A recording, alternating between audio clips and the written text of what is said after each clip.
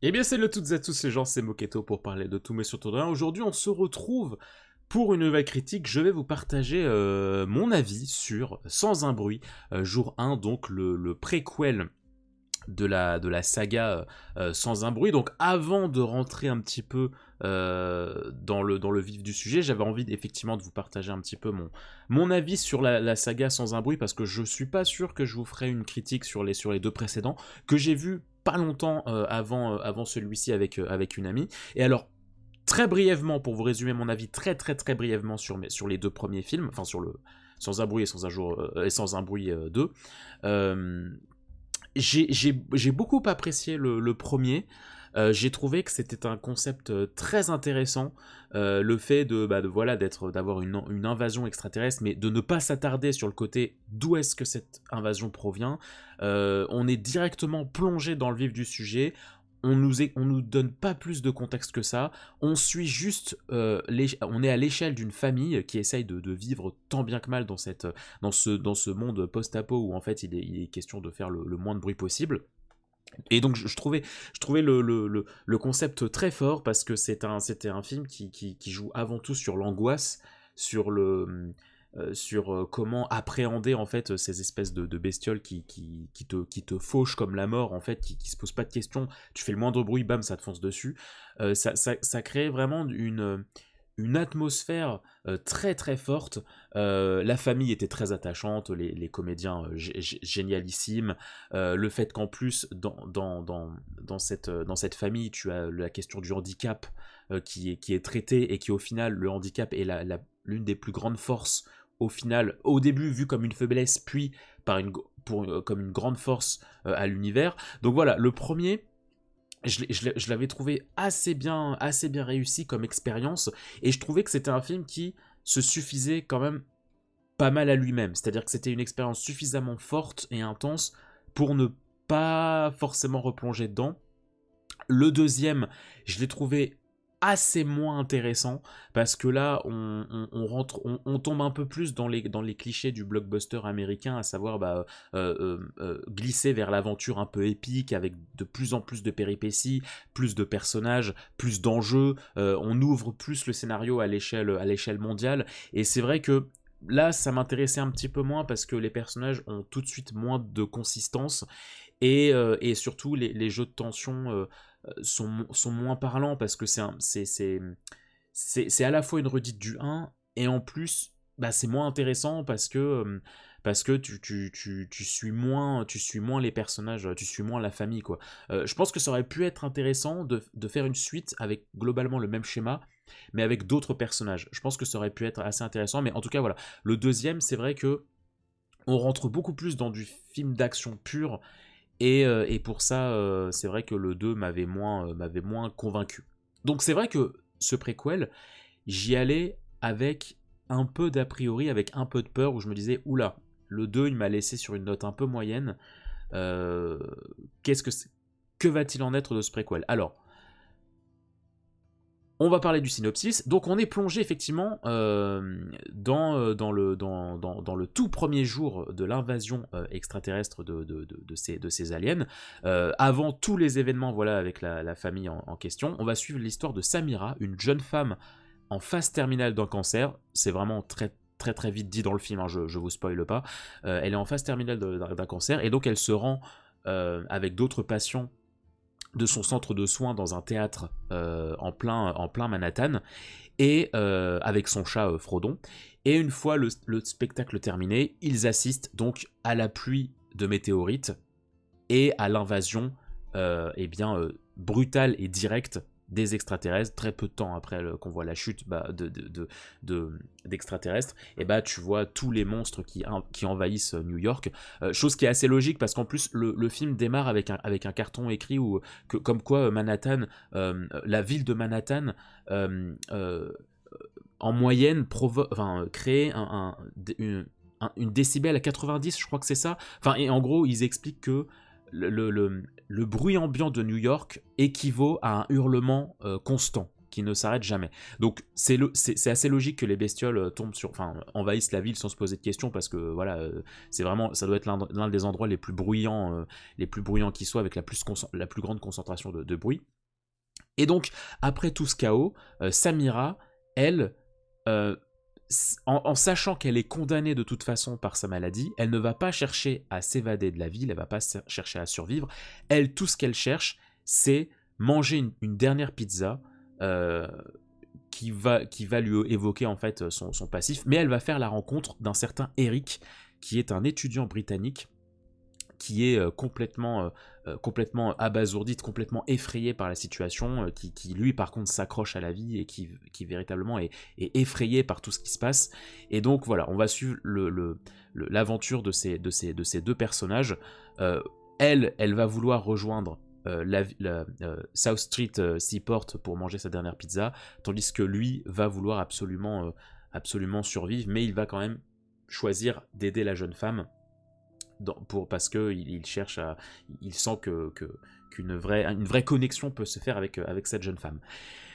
Et alors, premier avis comme ça, direct, pour entrer dans un petit peu, pour vous faire un avis global, j'ai quand même plutôt bien apprécié le film. On est de retour en fait sur une échelle plus intimiste. Moi c'est vrai que j'avais très peu vu les bandes annonces, mais j'avais quand même vu un peu les bandes annonces et je voyais que c'était assez tourné action. C'est le jour 1, donc celui qu'on retient. Oh là là. Et donc je me disais, oui, étant donné qu'on est pile sur le moment de l'invasion d'extraterrestres, ça va être un film très action, contrairement au 1. Ça va, pour moi, dans ma tête, je me disais, ça va être le 2 en toujours plus, toujours plus. Et au final, non. Au final, non. Et c'est ça qui est à la fois bien et à la fois assez perturbant, j'y reviendrai plus tard dans la critique, c'est que on est sur une échelle très proche du premier film, à savoir une échelle très intimiste. On est très très très proche de l'intimité des personnages de Eric et de Samira. Quand je dis intime, pas dans le sens ils vont faire des galipettes et tout, mais dans le sens on est très proche de leur problématique et de leurs démons, de leur vision par rapport à la vie. Et donc ça, c'est quelque chose qui m'a beaucoup plu, le fait que au final, l'invasion extraterrestre, c'est pas véritablement l'enjeu, c'est pas vraiment le questionnement du film. Il va pas être question il faut absolument qu'on trouve un moyen de les combattre, de les vaincre, de les faire revenir d'où ils viennent, de rebâtir la civilisation, etc. Non, on reste sur l'échelle on suit une jeune femme atteinte d'un cancer qui est un peu abasourdie par tout ce qui se passe, mais qui pour autant ne lui dicte pas sa manière de vivre et ne la conditionne pas dans une soudaine envie de s'accrocher à la vie, une soudaine envie de survivre. C'est ça que j'ai trouvé très intéressant dans le traitement de Samira, c'est que malgré toute cette invasion, eh bien, elle ne pense qu'à une chose, entre guillemets, mourir en paix. Elle a un peu ce truc de voyage commémoratif de sa vie. Voilà, elle veut partir en ayant un dernier souvenir positif, donc elle va sans arrêt viser cette pizzeria. Et donc on va suivre effectivement ce point de vue-là, et pas celui de toute la ville et de l'humanité. Je l'ai trouvée très très attachante, parce que elle a une grande détresse envers la vie. Et ce qui est assez beau, c'est que au final, cette invasion extraterrestre va en quelque sorte lui apporter ce que un monde normal n'aurait pas pu lui apporter. C'est-à-dire que on démarre le film, elle est très en colère contre le monde, enfin contre le destin, contre le fait qu'elle soit atteinte de cette maladie. Mais le fait qu'il y ait cette catastrophe qui tombe sur le monde, ça va la faire rencontrer Eric, et Eric va lui apporter une nouvelle vision de la vie, à savoir, avant de partir, avant de mourir, je peux faire quelque chose de bien, je peux sauver cette personne qui, par contre, lui a encore toute sa vie devant lui, qui veut continuer ses études, qui a des ambitions. Voilà, avant de partir, je veux sauver cette personne. Et j'ai trouvé du coup ce duo très touchant, très très très touchant, parce que t'as vraiment les deux facettes de la vie, deux faces d'une même pièce, entre celle qui s'est résignée et celui qui a encore tout à apprendre. Et du coup, ouais, le personnage de Eric notamment, je l'ai trouvé, j'ai trouvé assez attachant, très enfantin. Il a un côté très enfantin, très, il voit les choses très simplement, et dans un contexte de guerre comme ça, de chaos absolu, j'ai trouvé ça très touchant de voir un personnage avec ce profil qui a des sincères crises d'angoisse, qui véritablement est dépassé par les événements, mais qui va aller toujours plus loin. J'aime beaucoup en fait la manière dont les personnages se rencontrent, parce que quand deux personnes se rencontrent dans la vraie vie, bah il y a du dialogue. Là, on est dans un monde où on ne peut plus faire de bruit. Donc j'ai trouvé ça très très rigolo la manière dont les personnages se rencontrent, parce que imaginez vous rencontrez quelqu'un, mais vous ne pouvez pas parler. Et donc en fait tout se passe par l'attitude, par le jeu d'acteur, par les jeux de regard. À un moment, voilà, Eric se met à la suivre, et Samira elle est en mode non, dégage, tu vois, elle lui dit silencieusement. Et lui, il continue, et du coup, elle, c'est très drôle parce que tu assistes à une dispute muette, et c'est quelque chose qui m'a fait beaucoup rire. T'as le son de la pluie qui tombe, et tu vois leur discussion comme ça. C'était très intéressant, très attachant, et puis ouais, là où le film veut nous emmener, j'ai trouvé ça très très touchant personnellement. Peut-être que certains trouveront ça cliché, mais moi j'avoue que le dernier tiers du film, on va dire, je l'ai trouvé ouais, je l'ai trouvé assez touchant. Le message qui veut se faire passer, je l'ai trouvé très très chouette. Ce qui est très intéressant aussi, c'est que on est dans un contexte très différent des premiers films. Jour 1, Sans un bruit 1 et 2, on est dans de la campagne, et là on est dans une ville. Et en fait, ce qui est très intéressant, c'est que tu te rends compte que dans une ville, c'est beaucoup plus difficile de ne pas faire de bruit. Parce que y a des buildings partout, donc tout résonne, déjà. Donc le fait de marcher doucement, quand bien même tu marches doucement, tu fais quand même du bruit, de par la résonance provoquée par tous les buildings, par toutes les rues.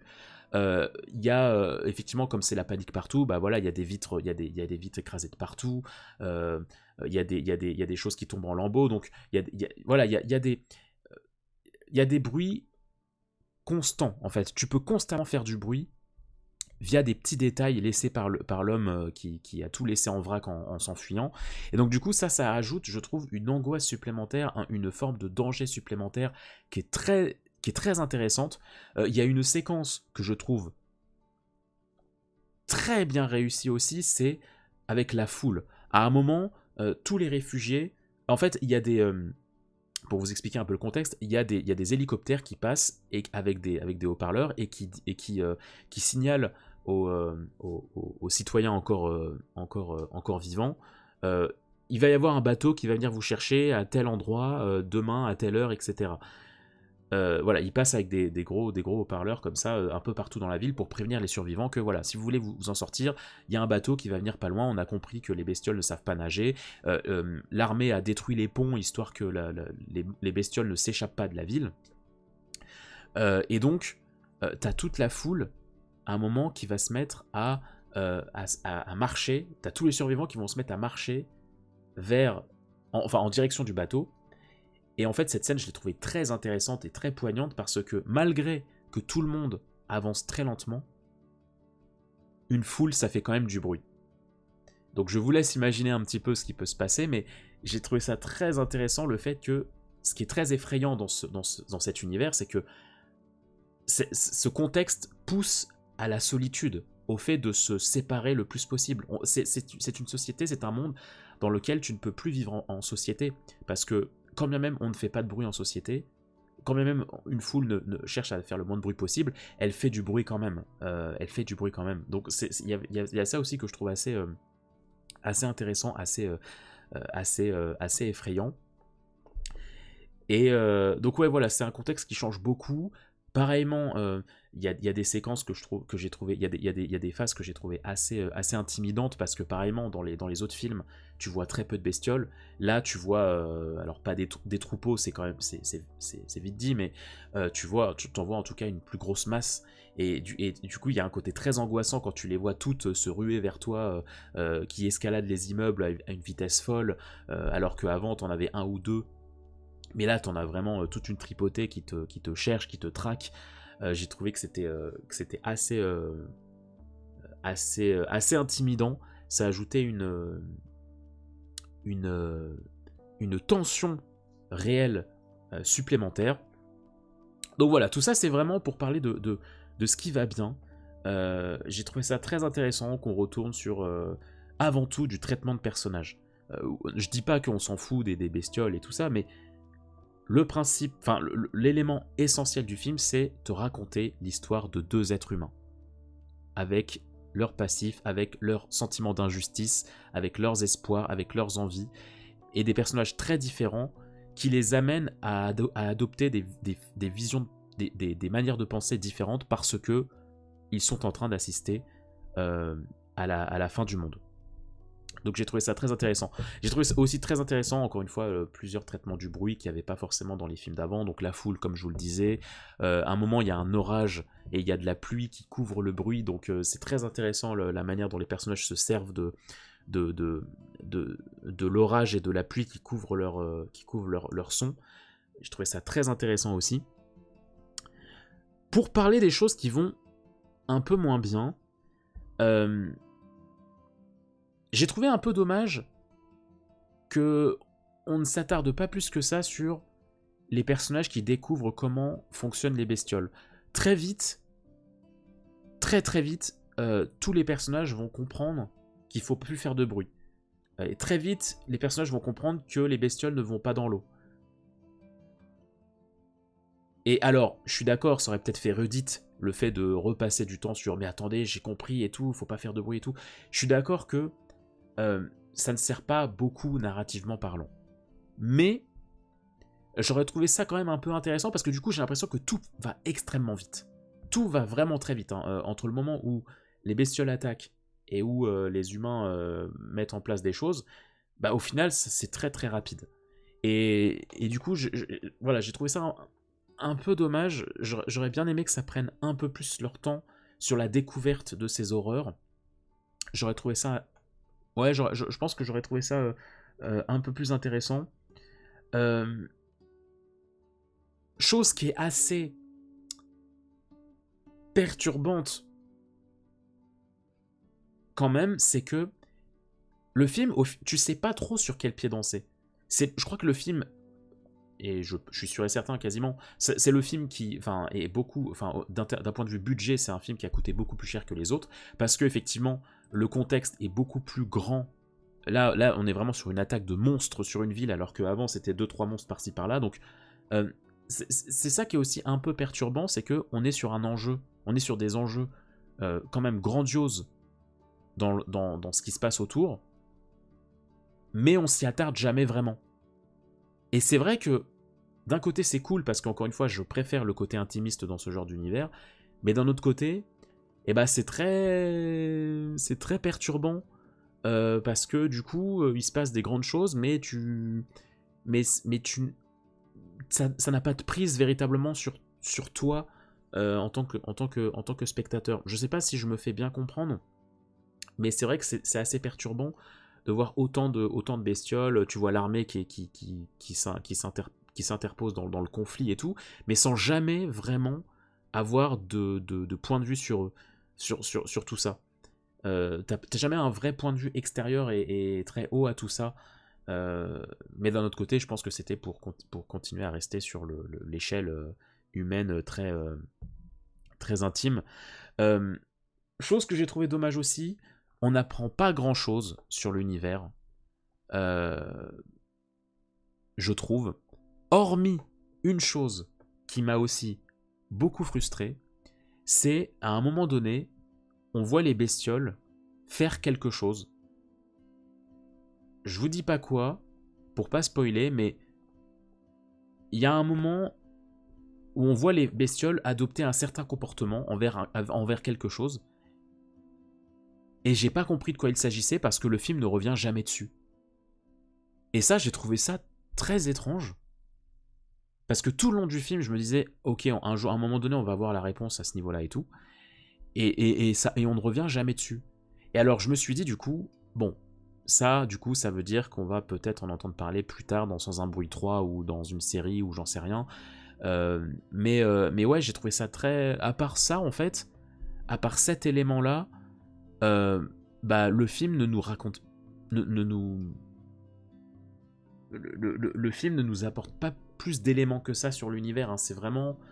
Malgré qu'il ait des qualités, c'est vraiment un film à côté duquel vous pouvez vraiment passer dans la saga Sans un bruit. Ça va pas être du tout être un film essentiel pour l'univers. Après voilà, on aime, on n'aime pas. Moi je dis juste ça. Moi j'ai bien aimé le film, donc voilà, ça n'empêche que. Mais il n'empêche que voilà, ça reste pas un film très. Ça reste un film pas du tout indispensable pour la saga Sans un bruit, je trouve. Un élément qui m'a beaucoup gêné dans le film. Je passe très vite fait dans un passage, un mini spoil. C'est le chat, la présence d'un chat dans le film. Donc Frodon, qui est le chat d'accompagnement de Samira. J'ai pas du tout adhéré à ce concept-là. C'était très touchant, mais le problème, c'est que le chat est omniprésent dans le film, et dans une intrigue où tu dois faire le moins de bruit possible, il y a des comportements du chat qui m'ont pas du tout fait adhérer le truc, et qui m'ont complètement sorti, en fait, de la crédibilité du film. Il y a plein de passages, j'étais là en mode, mais là, c'est pas possible.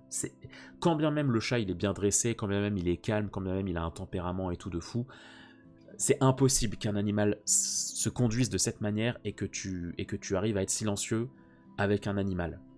Un animal, ça a des instincts, ça fait des bêtises, ça fuit, ça ne revient pas dans le danger de son plein gré et tout. Enfin non, il y a des choses vraiment... Ça c'est vraiment, pour moi, le plus gros point noir du film, c'est que, en fait, il serait là 2-3 fois. Inch'Allah, c'est pas grave. Mais en fait, il est quasiment tout le temps là, le chat. Et donc, en fait, il y a quasiment pas de moment où j'ai réussi à me plonger à 100% dans le truc, parce que à chaque fois je voyais le chat et je me disais, oh là là, mais non, mais qu'est-ce qu'ils vont faire encore? Bah non, ça marche pas, en fait, ça marche pas. C'est dommage. C'est un tout petit truc, mais qui prend tellement de place sur la crédibilité que ça m'a gêné. Ça m'a beaucoup gêné. Et alors, dernier point aussi que j'ai trouvé un petit peu dommage, c'est que, je pense, hein, à mon avis, il cherche à étendre l'univers. Ce qui pour moi est une mauvaise idée, parce que je trouve que c'est pas une saga qui peut durer sur le long terme. Déjà en deux épisodes, on touchait déjà les limites et la redondance. Pour moi, un seul film, ça suffisait largement. Et ce film m'a beaucoup trop donné l'impression qu'ils veulent en faire une saga. Le teasing avec les bestioles qui ont un comportement bizarre, comme je vous en parlais. Le fait de tout simplement de faire un préquel, le fait de rendre ce film tout public. Ce film est tout public. Les autres films ne le sont pas, il me semble, parce qu'il y avait vraiment des trucs assez gore, assez durs. Ce film est tout public. Il a un avertissement, mais il est tout public. Et effectivement, il n'y a pas de sang, il n'y a pas de choses gore. Les seules choses qui font vraiment peur, c'est certains jumpscares, en fait. Et ça, typiquement, pareil, j'ai trouvé ça assez dommage, parce que le jumpscare, je trouve que c'est le moyen de facilité pour faire de l'angoisse. Et il y a beaucoup de jumpscares dans ce film, preuve qu'il voulait, entre guillemets, remplacer la tension créée par du gore ou par des trucs vraiment traumatisants par de la peur plus simple. On va partir sur du jumpscare. Tu sens vraiment qu'ils se sont dit ça, en fait. Ils se sont dit, on veut toucher un large public, donc il y a des choses gore qu'on ne peut plus mettre, mais pour pas qu'on perde l'attention, pour qu'on crée quand même de l'horrifique, on va faire du jumpscare, tout ce qu'il y a de plus basique. Et ça, je trouve ça dommage. Je trouve ça très dommage, parce que du coup, tu sens, à mon sens, hein, une volonté d'étendre l'univers, de préparer d'autres choses pour une série, pour une plateforme, pour faire d'autres suites, etc. Et ça, je trouve ça dommage. Je trouve ça dommage, parce que pour moi, c'est clairement pas un univers qui peut se changer en saga. Bon là c'est un peu... Je sais plus à partir de combien de films on peut appeler on peut nommer ça une saga. Mais tu sens en fait qu'ils veulent se tourner vers une saga et je trouve ça dommage. Parce que pour moi, encore une fois, c'est pas un concept qui peut durer sur la longueur. On va très vite s'ennuyer. Typiquement, hein, si les bestioles, elles ont un design aussi simpliste, si le compte, c'est parce qu'en fait, tout le principe de l'univers, c'était pas de se focaliser sur les bestioles, sur leurs origines. Il y a rien d'original là-dedans. Ce qu'il y a d'original, c'est le concept de rester silencieux. Mais sauf que ce concept, eh ben, il peut très vite s'essouffler en fait. Et là, ça commence déjà à se ressentir.